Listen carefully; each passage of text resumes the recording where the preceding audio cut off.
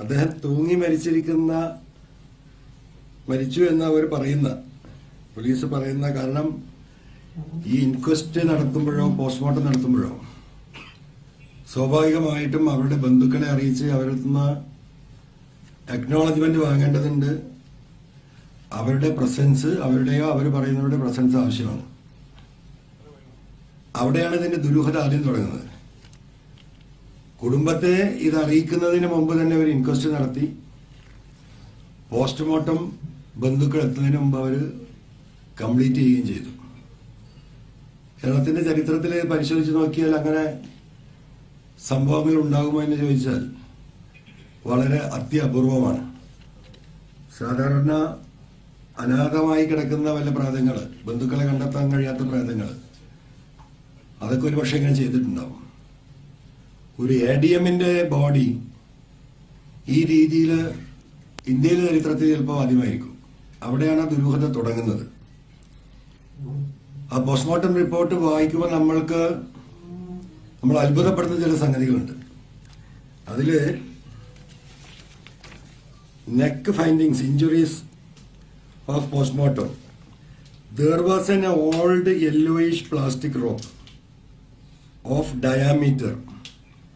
എന്റെ മനസ്സിന്റെ സമ്മർദ്ദമാണ് ചില കാരണങ്ങളെ ചേർത്തുണ്ട്. എന്റെ ഒറ്റ സംശയം, എന്തുകൊണ്ടായിരുന്നു നവീൻ ബാബു, നിങ്ങൾ മനസ്സിലാക്കണം, അയാളൊരു ഓഫീസിലെ ക്ലർക്കല്ല, അയാൾ ADM ആണ്, ജില്ലയിൽ കലക്ടറുടെ താഴെ നിൽക്കുന്ന ഒരു മനുഷ്യൻ.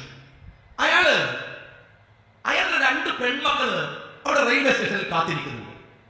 മക്കളെ, ഞാൻ നാളെ വരില്ല, എന്നെ കാത്തിരിക്കരുത്, ഞാൻ അപമാനിക്കപ്പെട്ട് നിൽക്കുകയാണ്, എന്നെ ഇതായി അപമാനിച്ചിരിക്കുന്നു, ഞാൻ ആത്മഹത്യ ചെയ്യുകയാണ്. ഒരു കുറിപ്പ് ആ മനുഷ്യൻ എന്തില്ല, ഒരു കുറിപ്പ് ആ മനുഷ്യൻ പറയില്ലേ, ഒരു SMS, ഒരു വാട്സാപ്പ്. ഭാര്യയോട് 2 പെൺമക്കളാണ് നമ്മൾക്ക്, ഞാൻ പോവാണ്, നീ അവരെ നോക്കണം, ഒരു ഉപദേശം പറയില്ലേ, കൊടുക്കില്ല. സ്വാഭാവികമായി നിങ്ങൾ ഓർത്തു നോക്ക്, അങ്ങനെ ഒരു കുറിപ്പ് അവിടെ ഇല്ല. എനിക്ക് കണ്ണൂർ അറിയാലോ, ഈ മനുഷ്യൻ ആത്മഹത്യ ചെയ്ത് മരിച്ചു കിടക്കുന്നു എന്ന് പറയുന്ന വീടും കണ്ണൂരിലെ ജില്ലാ ആശുപത്രിയും തമ്മിൽ ഒരു പരമാവധി പോയാൽ 2 കിലോമീറ്റർ. പരിയാരം മെഡിക്കൽ കോളേജിലേക്ക് 20-ലധികം കിലോമീറ്റർ. അവിടെ ദിവ്യയുടെ ഭർത്താവ് ജോലി ചെയ്യുന്ന CPMന്റെ ആധിപത്യമുള്ള ആശുപത്രിയാണ്. അവിടെ എതിരാണ് നിർബന്ധപൂർവ്വം പോസ്റ്റ്മോർട്ടത്തിന് കൊണ്ടുപോയത്. ഞാനത് പ്രസംഗിക്കുമ്പോൾ എന്റെ മനസ്സിലുള്ളത് കണ്ണൂരിലെ CPM ആണ്. അത് ഇവിടെ വന്നിട്ട് ആളുകളെ സോപ്പിട്ട് ചിരിക്കുന്ന ഇവിടുത്തെ കമ്മ്യൂണിസ്റ്റ് സഖാക്കളെ കണ്ടത് നിങ്ങൾക്ക് മനസ്സിലാവില്ല.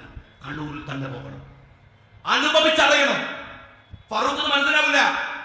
അത്രമേൽ മനുഷ്യത്വ വിരുദ്ധമായ ഒരു ഓർഗനൈസേഷനാണ് കണ്ണൂരിൽ P. ജയരാജൻ എന്ന് പറയുന്ന മനുഷ്യനടക്കം നേതൃത്വം കൊടുക്കുന്ന, പിണറായി വിജയനടക്കം നേതൃത്വം കൊടുക്കുന്ന കമ്മ്യൂണിസത്തിന്റെ കാപാലിക രാഷ്ട്രീയം. അതുകൊണ്ട് ഞാൻ പറഞ്ഞു, ഇനി ഞാൻ ചോദിക്കട്ടെ, ഈ നവീൻ ബാബുവിന്റെ ഇഷ്യൂ മാത്രമല്ല, കുഞ്ഞനന്തന്റെ മരണത്തിൽ സംശയമുണ്ട് എന്ന് ഞാൻ പറഞ്ഞപ്പോ ഒരു എടുത്തു ചാട്ടലായിരുന്നോ ആര്? നമ്മളുടെ CPM സംസ്ഥാന